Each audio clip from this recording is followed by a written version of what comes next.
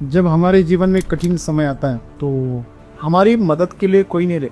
कठिन समय में कोई भी काम नहीं है तो एक ही इंसान है जो आपके काम आता है, वो आप खुद। तो हमेशा हमने कठिन समय के लिए खुद को तैयार रखना बहुत जरूरी है, जो कि हम कभी नहीं करते। कठिन समय कौन सा होता है जो हम उसको संभाल ले पाए, वही हमारे लिए कठिन है। तो समस्या यह है कि आप जब ऐसी कठिन परिस्थिति से गुजरते हैं तो आप उसका सामना कैसे। मुझे एक बात समझ में नहीं आती, मैं हमेशा पूछता हूँ, क्या आपकी समस्या आपसे बड़ी है?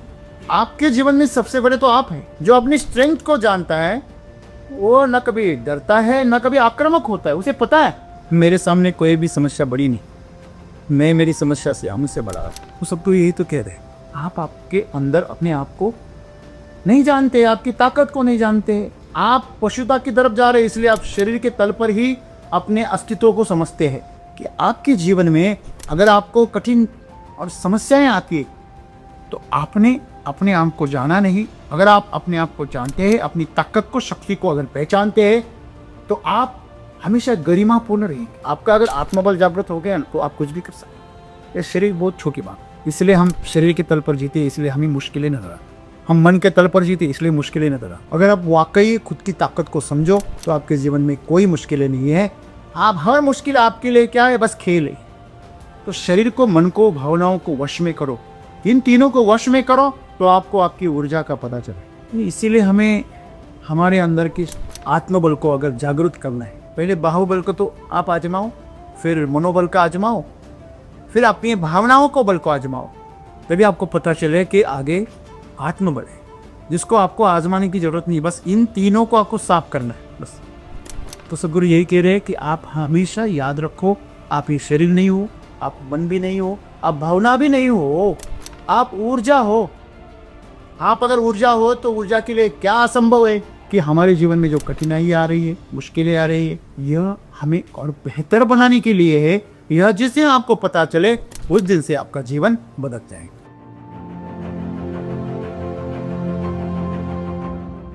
हमारे जीवन में जब कठिनाइयाँ आती है तो हम खुद को स्टेबल रख के पॉजिटिव थिंकिंग कैसे करें, और जो कठिन प्रसंग है उनके ऊपर मात करके हमारा जीवन सफल कैसे करें। सर, मेरा आज का सवाल ये है कि हम सब लोग जानते हैं कि सबके साथ कठिन परिस्थिति आती है, पर जो लोग होते हैं, कई लोग कठिन परिस्थितियों का सामना करके आगे बढ़ जाते हैं और कई लोग पीछे रह जाते हैं। तो जो लोग पीछे रह जाते हैं उनमें क्या क्या कमी होती है कि वो लोग आगे जा नहीं सकते। दोस्तों, जब हमारे जीवन में कठिन समय आता है तो हमारी मदद के लिए कोई नहीं रहे। कठिन समय हमें जब मदद की ज़रूरत होती है उसी वक्त में सब कुछ प्रतिकूल हो जाता है। सब लोग जो हमारे, जिसे हम हमें कहते, वो लोग मुंह मुकर ले, वह हमें मदद करने से इनकार कर देते या उनकी जो असमर्थता है उसको जाहिर कर कि ये मेरे बस की बात नहीं, मैं तेरी सहायता नहीं कर सकता, मेरे हाथ बंधे हुए हैं, मेरी ये मुश्किल है, मैं ये नहीं कर सकता। तो कठिन समय में कोई भी काम नहीं आता। तो एक ही इंसान है जो आपके काम आता है, वो आप खुद। तो हमेशा हमने कठिन समय के लिए खुद को तैयार रखना बहुत ज़रूरी है, जो कि हम कभी नहीं करते। हम हमेशा ऐसी मुश्किल घड़ियों के बारे में हमारे मन को बहलाते रहते, फुसलाते रहते। कठिन समय कौन सा होता है जो हम उसको संभाल ले पाए, वही हमारे लिए कठिन है। जैसे कि हम बोलते, छोटे बच्चे के लिए 10 किलो का वजन उठाना कठिन बात, बड़े इंसान के लिए वो कुछ कठिन बात नहीं है। तो समस्या यह है कि आप जब ऐसी कठिन परिस्थिति से गुजरते हैं तो आप उसका सामना कैसे। आपने लोगों को यह कहते हुए सुना होगा कि आपको पता नहीं है मेरे जीवन में कितनी समस्या है, आपको पता नहीं है मैं किन किन परिस्थिति से गुजरा हूँ, मैं किन किन आगाज से गुजरा। मुझे एक बात समझ में नहीं आती, मैं हमेशा पूछता हूँ, क्या आपकी समस्या आपसे बड़ी है? आप बड़े कि आपकी समस्या बड़ी? हेलो, ज़रा खुद को सवाल तो पूछिए, आप बड़े हो कि आपका डर बड़ा है? तो यह समझना बहुत ज़रूरी है। संकट जो आते हैं हमारे ऊपर, जो मुश्किलें आती हैं, जो समस्याएं आप, वो आपसे बड़ी कैसे हो सकती? आपके जीवन में सबसे बड़े तो आप हैं। हेलो, सबसे इंपॉर्टेंट, सबसे महत्वपूर्ण कौन है? हम हैं। तो मेरी समस्या मैं खुद से बड़ी कैसे हो सकती? हाँ, अगर आप खुद को पहचानते नहीं हो तो बड़ी हो सकती है। मेरी क्षमता से ज्यादा बड़ी मुश्किल मेरे जीवन में आ ही नहीं सकती। इसे ऐसा समझें कि किसी घर में उस घर से बड़ा अंदर कोई जा नहीं सकता। चलो, किसी घर से, उस घर से बड़ा कोई अंदर से बाहर आ सकता है क्या? समस्या यही है कि जो हमसे बाहर निकलती, हम उसका सामना करते। आप मुझे ऐसी समस्या बताइए जो आपसे बड़ी है। हाँ, वो बड़ी तभी हो सकती है जब आपने खुद को पहचाना नहीं। आप शरीर को पहचानती, शरीर के तल पर मजबूर हो सकते, जैसे कि जानवर है। आज जानवर अपने शरीर से ज्यादा की ताकत नहीं आजमा सकते। कर सकते हैं। आज हाथी के पास भी जितनी ताकत है वो उतनी लगा सकता है, लेकिन हमारे पास क्रेन, ऐसी क्रेन बनी है कि वो हाथी को भी उठा सकती। एक उंगली, छोटी सी उंगली दबाकर हम उस हाथी को उठा सकते। ये हमारी बुद्धि की ताकत है। मतलब शरीर की जो मर्यादा आज हमें नहीं है, वो जानवरों को है। लेकिन अगर हम शरीर के तल पर ही खुद को जाते हैं तो आप में और जानवर में कोई फर्क नहीं। तो जितनी मुश्किलें जानवरों को आ रही है उतनी मुश्किल आपको भी आएगी, क्योंकि आप पशुता की तरफ जा रहे हैं,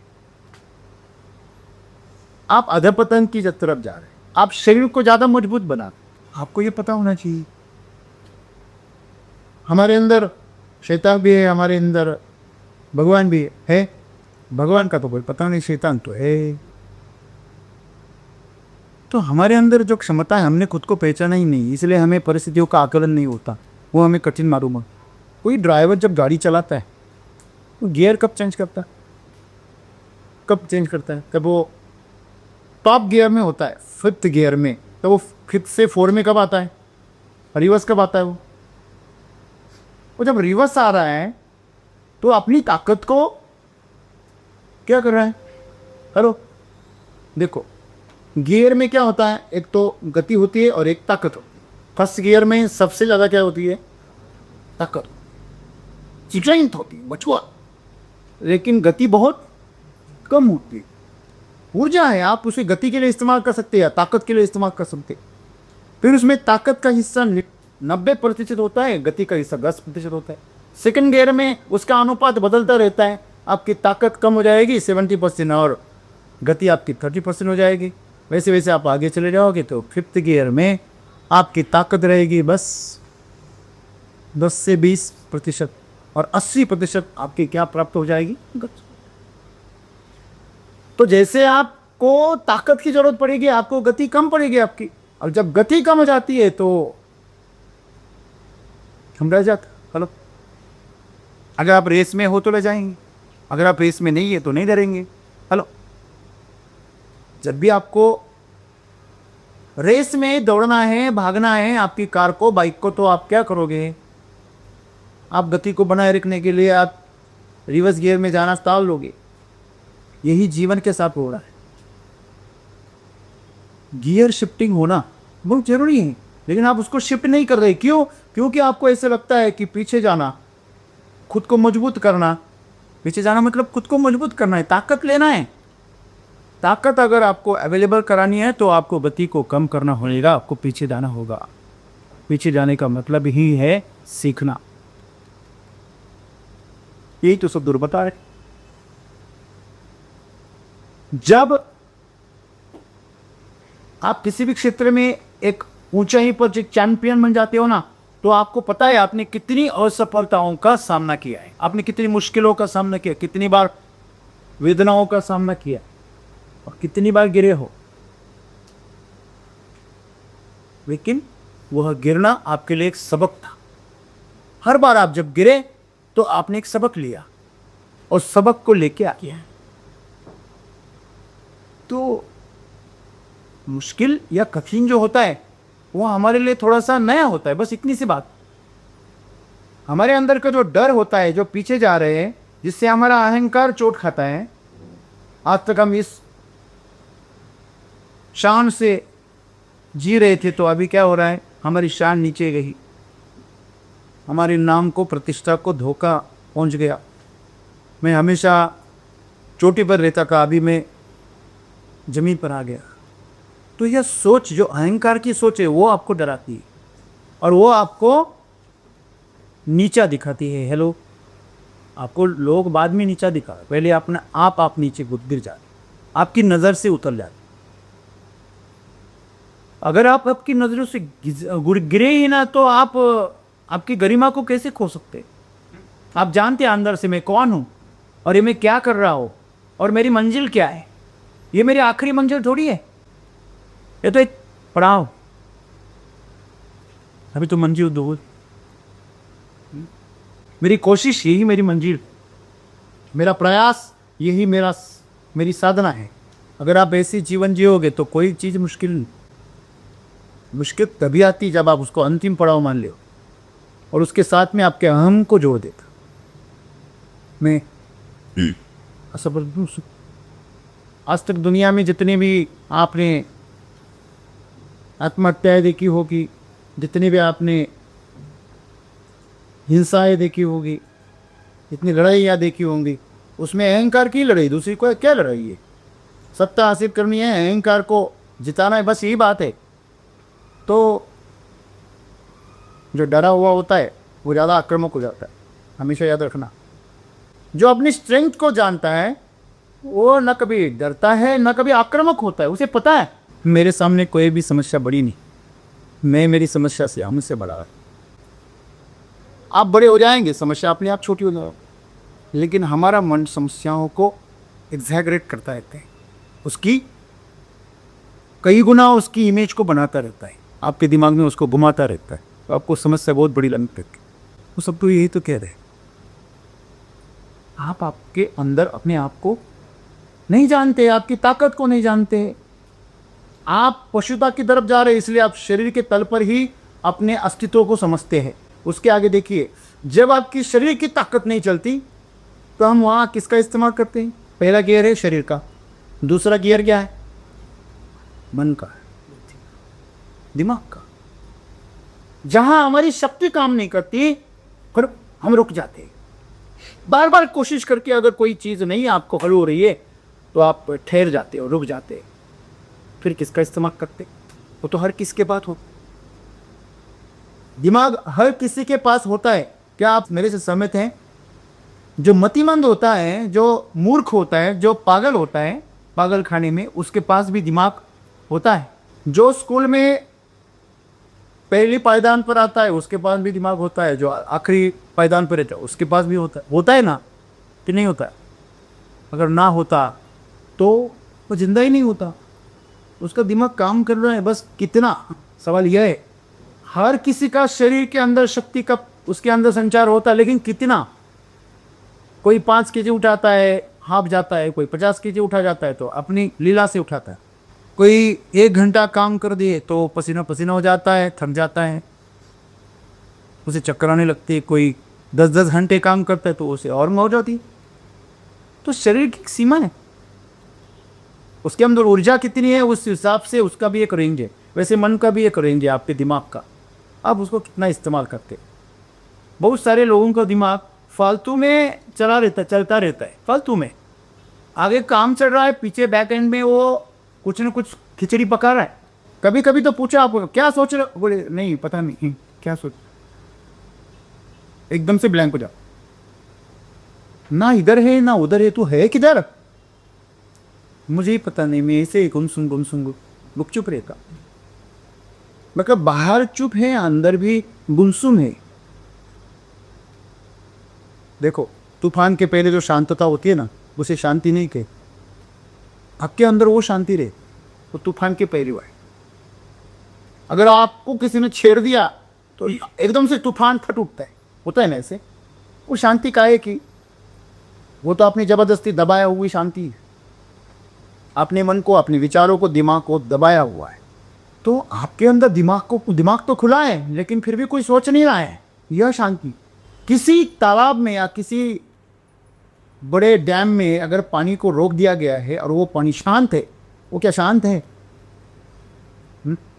उसके अंदर स्टैटिक एनर्जी है। आप दरवाजे खोल के तो देखो, हाँ, थोड़ा सा दरवाजा कमजोर तो होने दो, थोड़ा सा किसी दीवार को कमजोर तो होने दो, बड़ा कहर आ जाएगी वो। इतना वो बेचैन है, वो शांत नहीं है।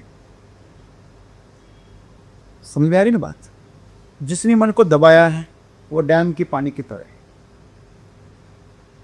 हाँ, उसको इस्तेमाल कर सकता है, बिजली बना सकता है, अगर कंट्रोल तरीके से उसको अगर छोड़ पाए। अपने अंदर जो गुस्सा है, अपने अंदर जो भावनाएं हैं, उसको कंट्रोल करके वो छोड़े तो कुछ से निर्माण भी हो सकता है। लेकिन वो कंट्रोल करना इतनी आसान बात नहीं। इसलिए सदगुरु कह रहे कि आपने कभी खुद को पहचाना है? शरीर को पहचानते आप, उसको भी क्या खाक पहचानती? हाँ? जो चीजें आप कर सकते हो वो भी आप आसानी से नहीं कर पाते। हेलो, आपको बोला गया चलो म्यूजिक लगा दिया, डांस करो, तो भी मुश्किल में पड़ जाता। सही में ताल पकड़ रहा हो कि नहीं, पैर सही में जा रहे कि नहीं, हाथ सही में जा रहे कि, बड़ी मुश्किल हो जाती। किसी को बोल दो चलो खाना खाने बैठ जाते तो बड़े परेशान हो जाते। कोई देख तो नहीं रहा, मेरी तो ऐसी आदत है, मेरी तो आवाज़ निकलता हूँ, मुझे तो जीभ बाहर निकाल के, जबान बाहर निकाल के उस पर निवाला रखने की आदत है। मैं तो पूरा हाथ मुंह के अंदर डालता हूँ। कितने कितने प्रकार हैं। तो हम एक सीधी सी चीज़ जो हमारे जीवन में आसान है फिर भी वो नहीं कर पाते हम आसानी से, आराम से नहीं कर पाते। तो शरीर के तल पर भी हम सुलझे हुए नहीं है। तो शरीर को भी हम नहीं समझ पाए। शरीर के अंदर बीमारी आ जाती है तो पता नहीं क्यों आ जाती। आपका भी मशीन है जिसके साथ में आपने 30 साल गुजारे हैं, फिर भी आपको पता नहीं चलता कहाँ से दर्द उठ रहा है, इसकी वजह क्या है। दिल में दर्द हो रहा है कि हृदय में हो रहा है, वही पता नहीं चलता। दिल का दर्द हार्ट पे आ जाता है, हार्ट का दर्द दिल में चला जाता, दिल का कोई अता पता ही नहीं। तो समस्या यह है कि शरीर को हमने समझा नहीं है, मन को भी हमने कभी इतना सा नहीं समझा है। मन तो और मुश्किल है समझना। वैसे हम मन के राजा हैं, मन के राजा हैं, मन आपका राजा है। आप मन की रानी है या आपका मन आपका राजा है। वो इतना चंचल है कि आपका शरीर क्या कर रहा है वो उसे भी पता नहीं। आंखें देख कुछ और रही है और हाथ कुछ और ही कर रहे हैं। आपके एक हाथ में मोबाइल है, दूसरे हाथ में पत्थर है। पत्थर आपने इसलिए उठाया कि कुत्ता आपके ऊपर भौंक रहा है और इतनी तेजी से वो झपट्टा मारा उसने कि पत्थर रह गया हाथ में और मोबाइल फेंक के बाद। जैसे फम्बलिंग कहते, फम्बलिंग ऐसा होता है ना, नाम किसी और का लेना होता है और किसी और का ले जा। कभी कभी शादी हो जाता है, दूल्हे राजा किसी और का ही नाम ले लेते, क्योंकि मन अस्थिर नहीं है। आप मुझे बात बताइए, आपकी जो साधन है आपके पास में है, जो सामग्री आपके पास में, वो अगर आपके कंट्रोल में नहीं है तो आपके लिए काम करेगी या आपके विरुद्ध काम करेगी। अगर मेरी आँख, मैं यहाँ देखना बोल रहा हूँ और वो यहाँ देख रही है, तो मैं स्टीयरिंग गाड़ी का यहाँ घुमा रहा हूँ, गाड़ी यहाँ घूम रही है, तो क्या होगा? या छोड़ दो, कभी कभी गाड़ी को यहाँ घुमा रहे हैं, गाड़ी कहीं भी जाती है, वो स्टीयरिंग का सुन ही नहीं रही है, तो क्या होगा? जैसे वो अहमदाबाद में उस पायलट की जो भी कमांड थी वो इंजन फॉलो ही नहीं कर रहा था। पायलट विमान को थ्रस्ट दे रहा था, पावर दे रहा था, लेकिन विमान तो थ्रस्ट गंवा रहा था, उसको जाना ऊपर था। तो जीवन में हमेशा यह उलझन है कि हमारा जो मन है उसकी क्षमता हमें मालूम नहीं। हमें हमारी भावनाओं की ताकत का पता नहीं। हमारी जो भावनाएं है उसके अंदर बहुत ताकत है। अगर आप किसी को प्रेम से खाना दे दो, सिर्फ आपके हाथ से, बस अगर आपके हाथ में अगर प्रेम है तो उसका स्वाद बदल जाएगा, बढ़ जाएगा। अगर आपके मन में घृणा है, ईर्ष्या है, द्वेष है, तो वो कड़वा हो जाएगा, जहरीला। किसी के हाथ से नमक क्यों नहीं लेते आप? नमक बहुत जल्दी उस ऊर्जा को क्या करता है, पकड़ लेता है। उतना जल्दी से बाकी चीजें नहीं पकड़ती। तो नमक जो है वो देने वाले की ऊर्जा को पूरी तरह पकड़ लेता है। अगर उतनी ऊर्जा आप में अंदर ट्रांसफर हो गई ना, तो मानो आपकी उनके शरीर के साथ संबंध हो गए, इतना गहरा वो आपके साथ खिलवाड़ बता। लेकिन इसीलिए नमक किसी के हाथ में नहीं दिखता, क्योंकि वो एनर्जी को ट्रांसफर कर। तो आप समझना ये चीजें कितनी पावरफुल है, भाव कितनी पावरफुल। मैं अगर यहां से भाव बना दूं तो मैं किसी चीज को मरोड़ सकता, भौतिक चीजें मैं पैदा कर सकता भाव से। इतनी ताकत भाव में, अगर आप सिद्धि को प्राप्त करें, आप भाव में इतनी ताकत है कि आप ईश्वर को भी साक्षात प्रकट कर सकते। आपके भाव में इतनी ताकत है कि आप ईश्वर बन सकते हो। इतनी ताकत है, भाव इतना पावरफुल है। बस भाव बनने चाहिए। देखिए हमारे अंदर गुस्से का भाव आ जाता है, हम आसपास देख रहे हैं कि कितनी बड़ी हम गलतियां कर देती, कितनी गलत बातें बोल बैठते गुस्से में। सिर्फ भाव बदल जाता है। शायद वो गलत फहमी में जो भी हो, फिर भी भाव होता है। ऐसे थोड़ी होता है कि गलत फहमी हो गया इसलिए थोड़ा सा पावर कम हो गया उसका, ऐसे नहीं। चाहे आप जानकर कर रहे हो या गलत फहमी कर रहे हो, भाव की ताकत उतनी हो। जो अस्त्र शस्त्र चलाते थे ना प्रभु श्री रामचंद्र, भगवान श्री कृष्ण, उनके हाथ में कुछ भी नहीं होता था, सिर्फ भाव से बाण को, तीर को पैदा करते थे, सिर्फ भाव से। निराकार से साकार में आने की ताकत किसमें है? भाव की वजह से है। निर्गुण निराकार परमात्मा को साकार रूप में आना पड़ता है। जनाबाई के पास, मीराबाई के पास, नामदेव के पास आना पड़ता है, आ जाते। हमेशा संतों की हमने कहानियां सुनी है, भगवान प्रकट हो गए, उनके साथ में उन्होंने लीला रची। अगर आपके अंदर का भाव गलत हो गया ना, रस्सी भी सांप बन जाती है। वास्तविकता में वो तो रस्सी होती है, लेकिन इसके भाव में वो क्या बन जाती है? सांप। और जितना सांप नुकसान करता है उतना ही वो रस्सी नुकसान कर, हमेशा याद रखना। अमेरिका में एक प्रयोग किया गया, एक किलर को, जिसको फांसी की सजा हो गई थी, उसको एक्सपेरिमेंट के लिए उसको परमिशन ले ली साइंटिस्ट लोगों ने कि हम इसके ऊपर एक एक्सपेरिमेंट करेंगे। वैसे तो मरने ही वाला है, हम खिलवाड़ तो नहीं कर रहे, लेकिन परमिशन ले रहे हैं उसके कि इसको हमें सौंप दे, हमें एक प्रयोग करना है। तो उन्होंने उसे अपने कस्टडी में रखा साइंटिस्ट लोगों ने, और उसको बताया गया कि हम तुम्हें जहर का इंजेक्शन देने वाले। फिर वो उस इंजेक्शन के बारे में उसकी जानकारी देते हैं उसको हर दिन, और उस इंजेक्शन से मरे लोगों के वीडियो दिखा। एक दिन, जिस दिन उसका अंतिम दिन था, उस दिन उसको इंजेक्शन दिया। आप बिलीव नहीं करोगे, वो मर गए। हाँ बोलेगे इसमें क्या बड़ी बात है, जहर का इंजेक्शन दिया तो मर ही जाएगा। नहीं, आप जानकर चौंक जाएंगे, वो बस एक शक्कर का पानी था, उसमें कोई जहर नहीं। दूसरा एक एक्सपेरिमेंट सेम ऐसी किया गया। एक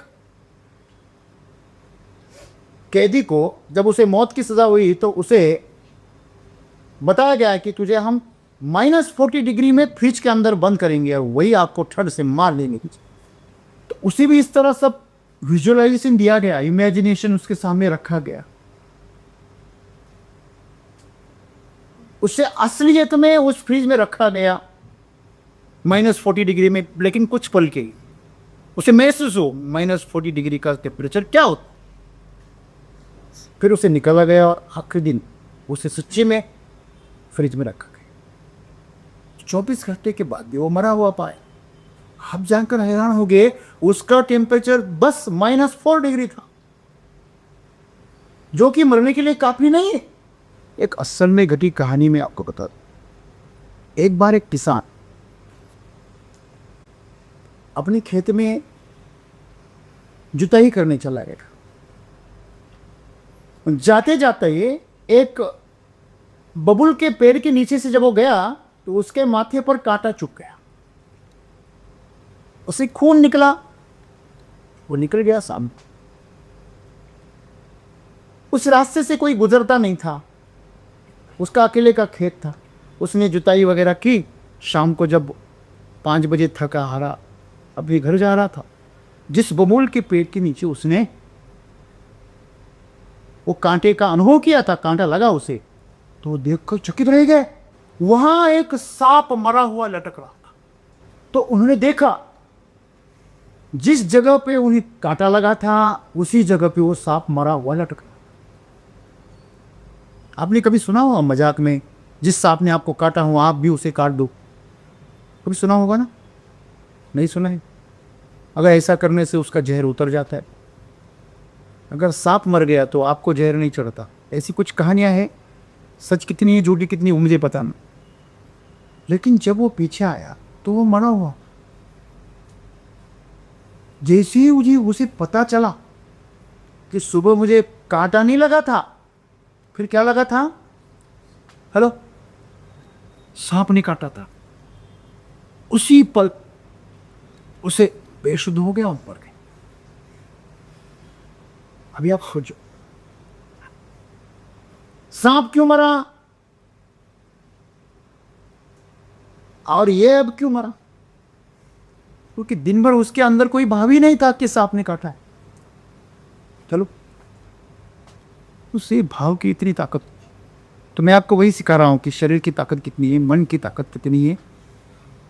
हाँ, विचारों में इतनी ताकत होती है कि आप जैसे सोचते हो वैसे ही आपके जीवन में खोता है। जो जे वांछिला तो ते लाको, जो जो इच्छा आप कर रहे हो वही आपको मिलेगा। जो सोच रहे हो आप, ऊपर से ईश्वर तथास्तु कहता है, और वही भाव आपके अंदर पर, जो भाव आपके अंदर पैदा हो रहे ना, वही घटता है। यह प्रकृति भी उस भाव की तरह बदलती है। तो भाव के अंदर बड़ी ताकत होती है। आखिरी चीज होती है ऊर्जा।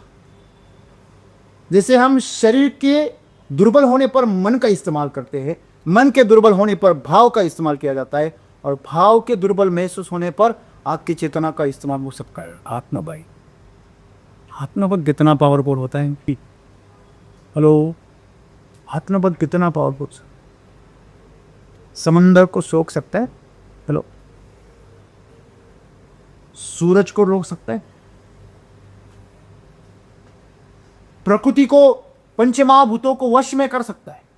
जब चाहे तब बारिश, जब चाहे तब धूप, ये सब कुछ हो सकता है। ऐसे हम ईश्वरीय ताकत देते, दैवी शक्ति की। अपने आप के लिए तो वो कर ही सकता है। छोटे मोटे जादूगर अगर बड़ी बड़ी जादुएं दिखा सकते हैं, तो उनके अंदर बैठा जो ईश्वर है वो क्या नहीं कर सकता? वो तो असली जादूगर है, लोग है ना। तो यही सब गुरु कह रहे हैं कि आपके जीवन में अगर आपको कठिन और समस्याएं आती है तो आपने अपने आप को जाना नहीं। अगर आप अपने आप को जानते हैं, अपनी ताकत को, शक्ति को अगर पहचानते हैं, तो आप हमेशा गरिमापूर्ण रहेंगे। कितने भी कठिन प्रसंग, ऊपर से मैं तो ये कहूँ कि कठिन प्रसंग में तो आपको अपने ऊपर मजबूत रहना चाहिए, कि धन्यवाद रहना चाहिए कि ये ईश्वर, ये प्रकृति माँ, तूने इस इम्तिहान के लिए मुझे चुना। आपको पता है सब कमांडो नहीं हो, सभी सोल्जर कमांडो के लिए सिलेक्ट नहीं, डायरेक्ट कोई कमांडो में नहीं जाता। पहले आप सोल्जर हो जाते हैं, फिर उसमें से कमांडो के लिए आपको चुना जाता है। उसमें से भी आधे भागा, आधे तो दम तोड़ दे ट्रेनिंग में ही।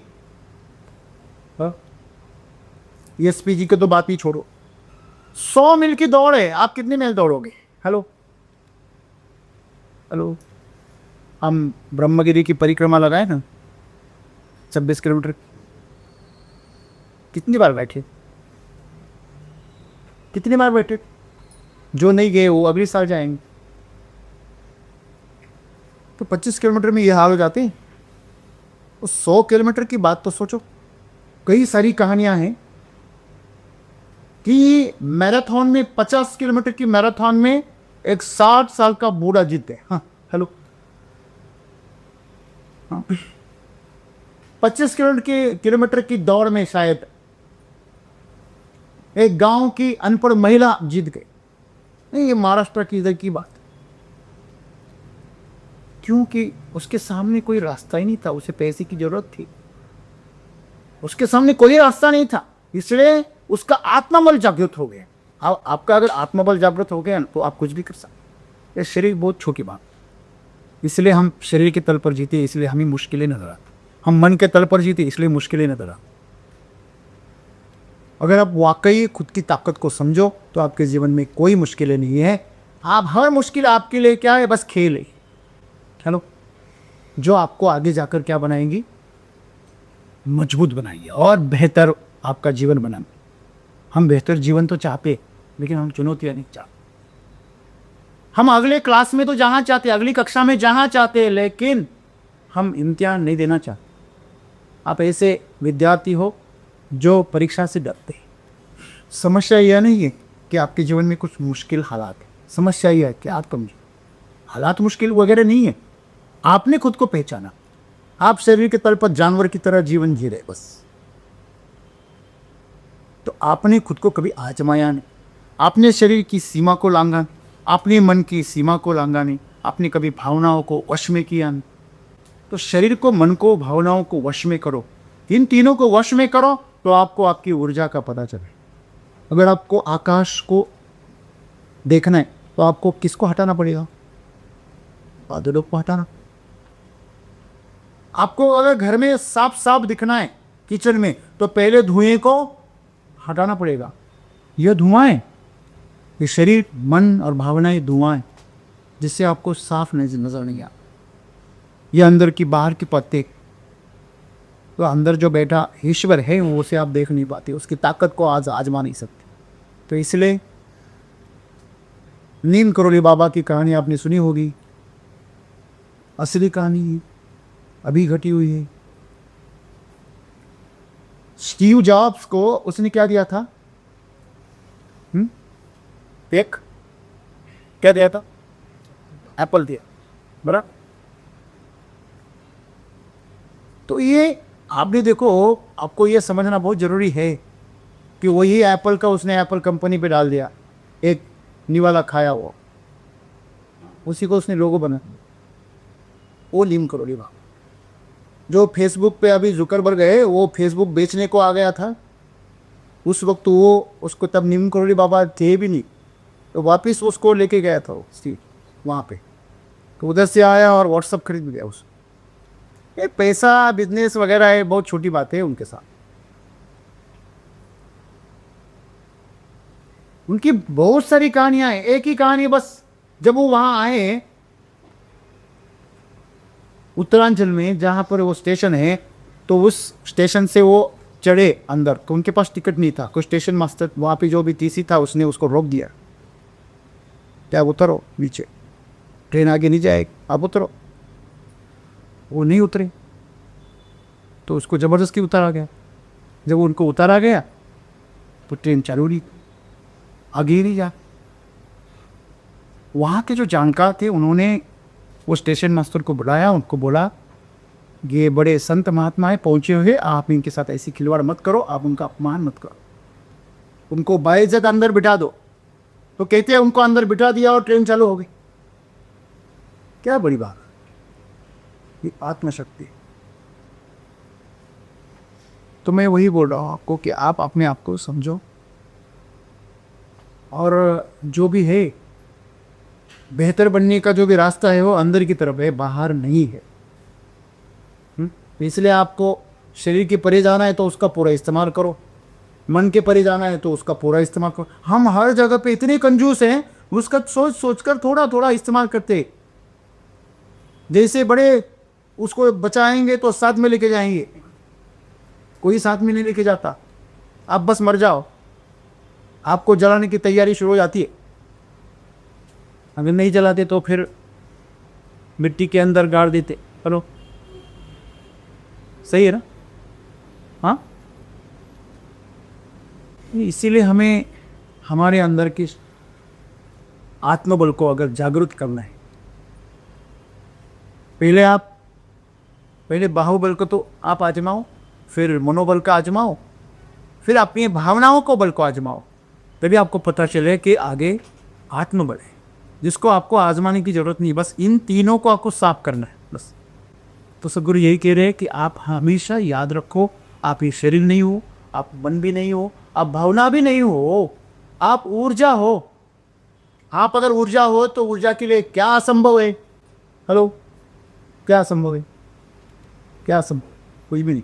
यही सब करो, आपको बता रहे अगर आप कठिन परिस्थितियों का सामना करोगे तो आपका शरीर मजबूत होगा, आपका मन मजबूत होगा, आपकी भावनाएं मजबूत होगी, और ये जितनी मजबूत होगी उतना आपका आगे का रास्ता आसान होगा, उतने आप बेहतर हो। तो सदगुरु यही कह रहे हैं कि हमारे जीवन में जो कठिनाई आ रही है, मुश्किलें आ रही है, यह हमें और बेहतर बनाने के लिए है। यह जिस दिन आपको पता चले उस दिन से आपका जीवन बदल जाएगा। धन्यवाद।